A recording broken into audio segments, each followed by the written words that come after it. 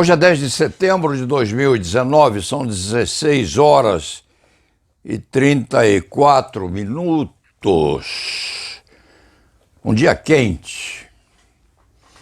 São Paulo está envenenando a população, porque dia desses vem um frio intenso e 2 dias depois um calor abafado, um calor nostálgico até, manso, um encaloramento sem origem, sem perspectiva e sem aviso.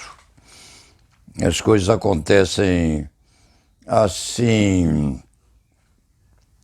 O Escriba tem algumas considerações a fazer sobre o noticiário que vem no Estadão e na Folha, supletivamente, não se dizendo que os dois diários se correspondem nas notícias que dão a uma revelação no estado de São Paulo de hoje, se a memória do cronista não falha, no sentido de que o subprocurador-geral, indicado a Procurador-Geral da República ao Conselho Nacional do Ministério Público e também precipuamente indicado para ser sabatinado naquelas indagações de rotina, esse subprocurador-geral teria feito um acordo com os evangélicos respeitante tal congraçamento a forma de tratar determinadas peculiaridades dos impulsos apuratórios a serem positivados pela Procuradoria-Geral da República e, particularmente, pelo próprio Ministério Público da União.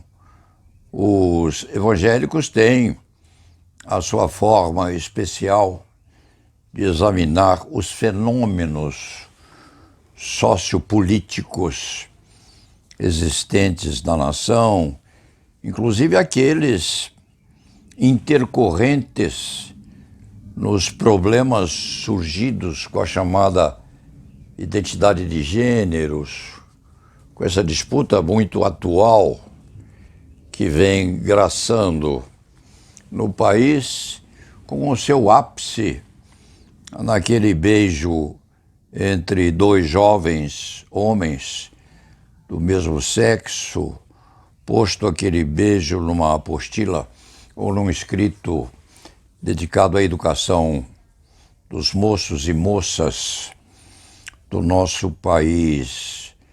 O prefeito do Rio de Janeiro manda apreender as apostilas, a justiça determina que tais apreensões sejam desfeitas e aquela foto ou aquele desenho antes determinado a ser lido por pouca gente toma lugar na publicidade em geral e assume uma postura exatamente populista.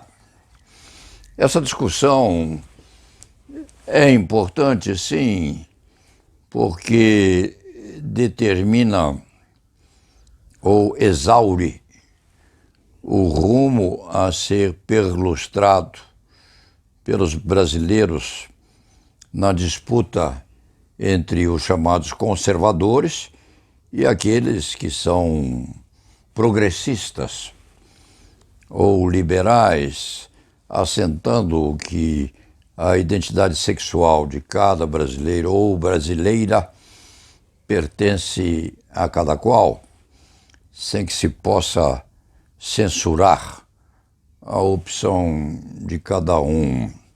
É verdade, assim é. Este escriturário do direito penal já tem 84 anos E lá atrás, 70 anos atrás, tinha os seus 14 anos apenas. Naquele tempo, naquela época, os meninos não usavam camisas e meias de cor. A camisa era branca, as meias eram brancas ou pretas, conforme a possibilidade, mas os meninos usavam calças de homem, sapatos de homem. Quando gravatas usavam, eram gravatas masculinas. E não lhes era aconselhado ou permitido que usassem camisas coloridas.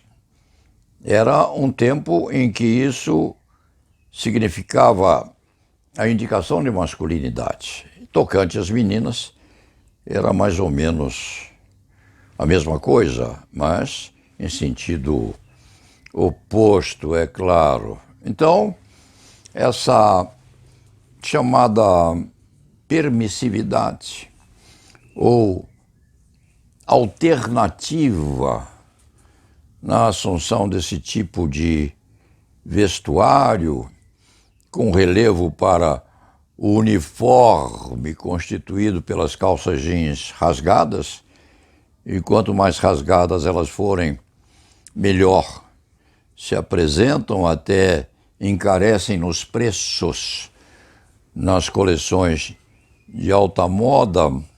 Essa alternatividade hoje não surpreende este velho cavaleiro andante da advocacia criminal, mas representa uma curiosidade muito grande.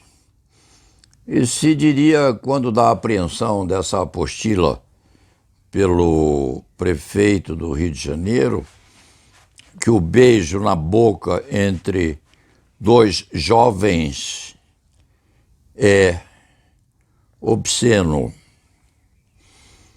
Poderia, teoricamente, e num teorema clássico, ser tomado como uma hipótese de tal opção.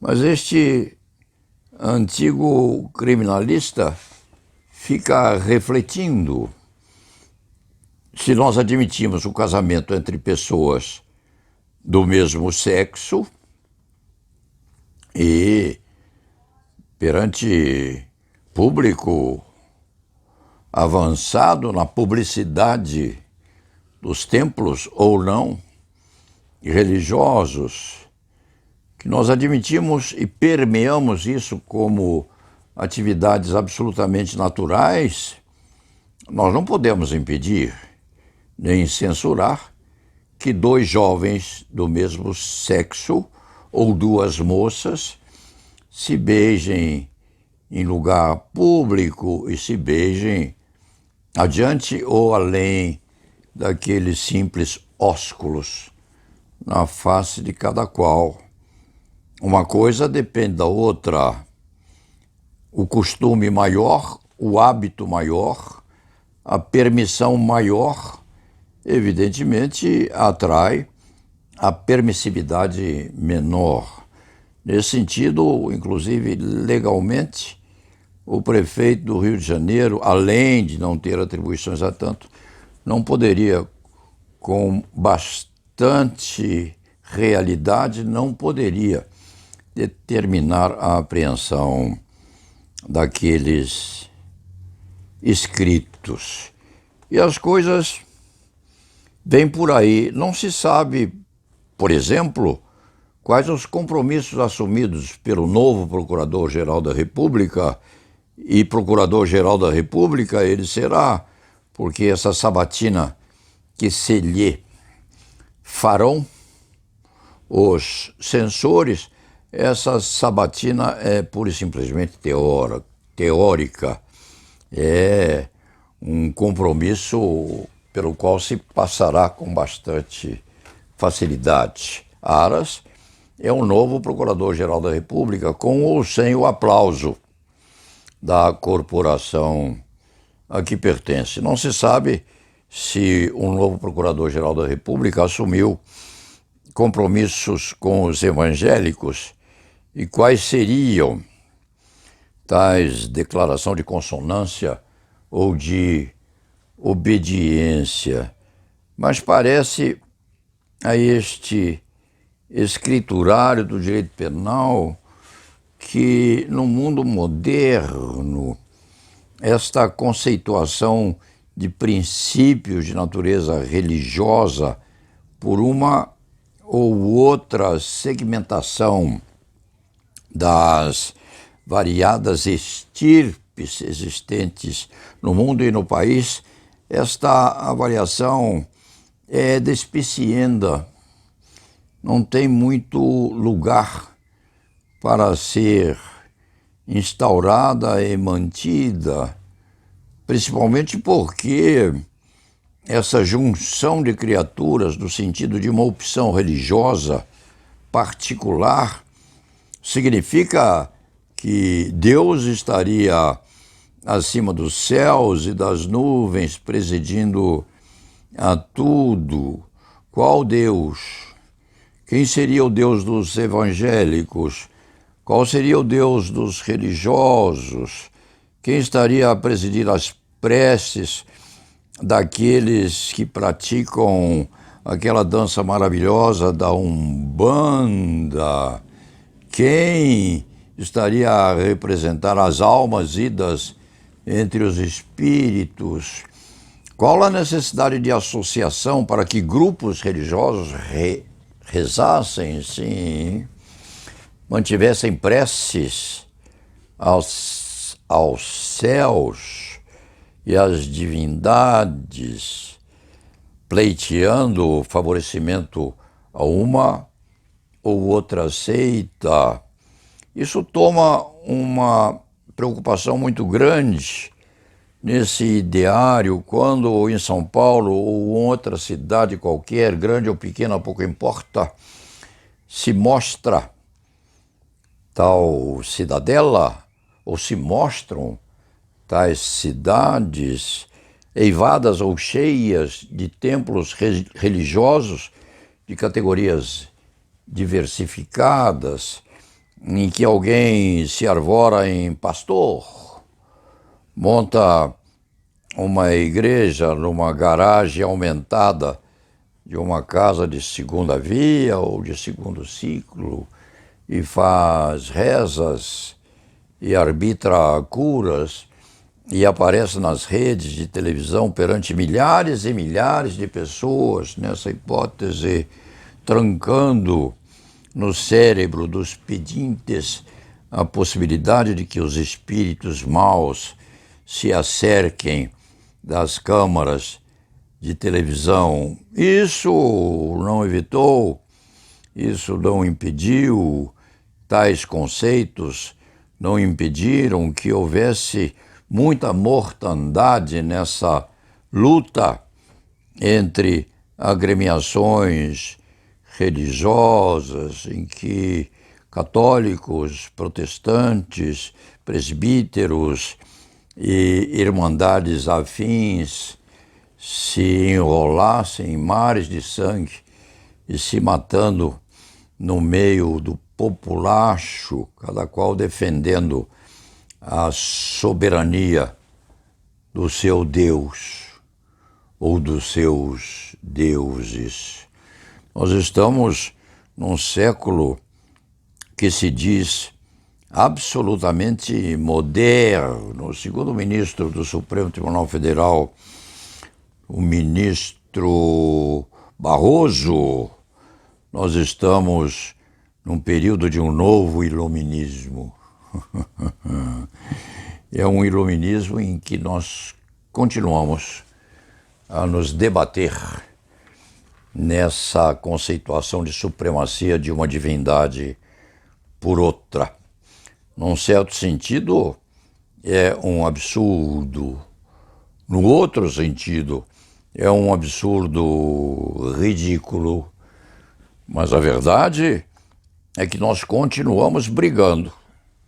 Cada qual, cada seita, cada pedaço de chão dominado por um ou outro, cada pedaço desses combatido e apropriado por fiéis de um ou de outra, seitas ou de um seito e de outra seita.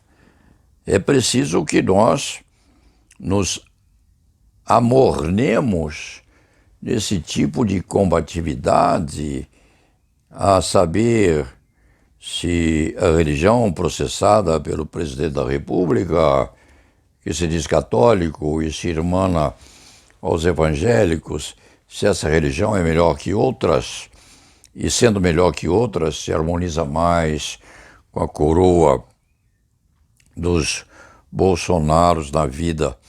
A coisa, num certo sentido, ou numa certa movimentação ideológica, parece ter um aspecto ridículo, sim, em que nós, com todos esses problemas que nós temos, precisamos visitar às vezes as catacumbas, a saber se Deus está a aprovar ou reprovar qualquer comportamento daqueles que exercem hoje a pré-existência espiritual da religiosidade vitoriosa do nosso país. Então, quais os compromissos que o novo Procurador-Geral da República assumiu com os evangélicos?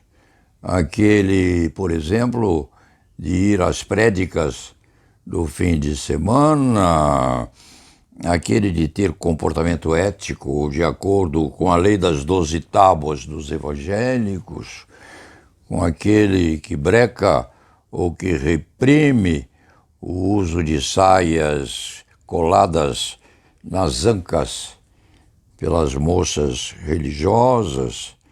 Qual seria o compromisso assumido pelo Procurador-Geral da República no início das suas atividades? É preciso que nós consigamos saber o que faria o novo Procurador-Geral da República. Ele especificaria que todos os dias de manhã, a hora do acordamento dos procuradores da República, cada um deveria persignar-se? Não. Cada um deveria refletir bastante de joelhos, a pensar nas opções éticas que os evangélicos devem ter dentro da modernidade que o Brasil está atravessando.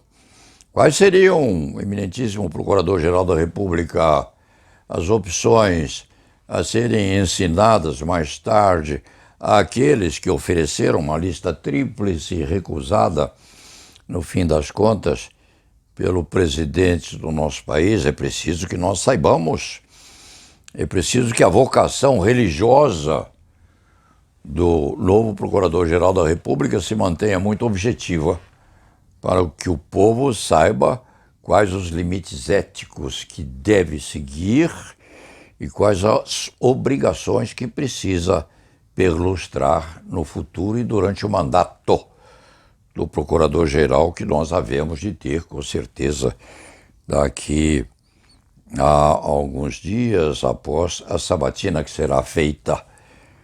A inteligência em desafio ao novo Procurador-Geral que nós precisamos ter e ao qual nós nos devemos ater no próximo biênio. No fim das contas, este cronista tem imenso respeito por todas as religiões impressas na memória do nosso povo. Já esteve em convenções ditas dos padroeiros da religião esposada pelos evangélicos, já esteve falando em tendas de Umbanda, um movimento bonito, por sinal, bonito, com o batuque dos tambores, a convidar os partícipes a uma reflexão quase chegando ao idealismo espiritual. Já esteve, enfim, em tendas de umbanda, em igrejas ou em símbolos protestantes. Já compareceu a cerimônias das igrejas ortodoxas gregas, enfim, já pôde conversar com os deuses ou com aqueles deuses de cada qual, com uma certa dose até de familiaridade ou de compreensão. Então, o que se diria é que este antigo escrevente da advocacia criminal é um pluriapto em matéria de religiões, mas é preciso que se saiba se o novo Procurador-Geral da República tem ou não tem participação ativa na seita denominada evangélica, ou se é católico, frequentador de missa.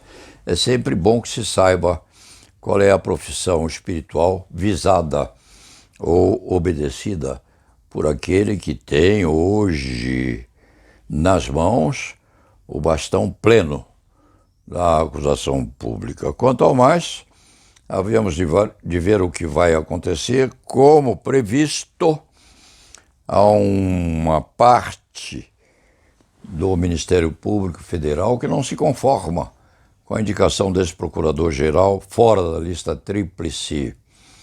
É de se entender a razão pela qual eles bradam contrariamente à opção do presidente da República, escolhendo alguém que até hoje, por exemplo, advoga ainda, e pode fazê-lo porque tem carteira de advogado fornecida pela OAB, o que significaria, quem sabe, uma capacidade qualquer de equilíbrio entre o poder acusatório e a atividade defensiva. São dois em um animal híbrido, misto, mestiço, entre a toga e a beca. E nós veremos o que há de suceder.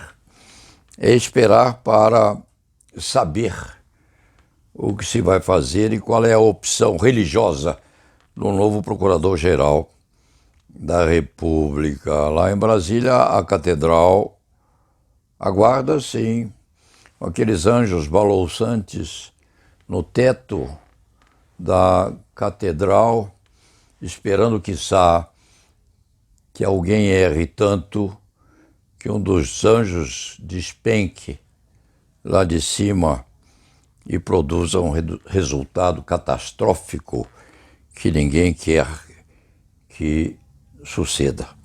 O mais é aguardar para que os novos acontecimentos surjam e para pleitear um certo equilíbrio, inclusive na temperatura desta São Paulo tão cruenta, muito fria numa noite e com um quente de verão no dia seguinte. É assim que acontece, e la nave va.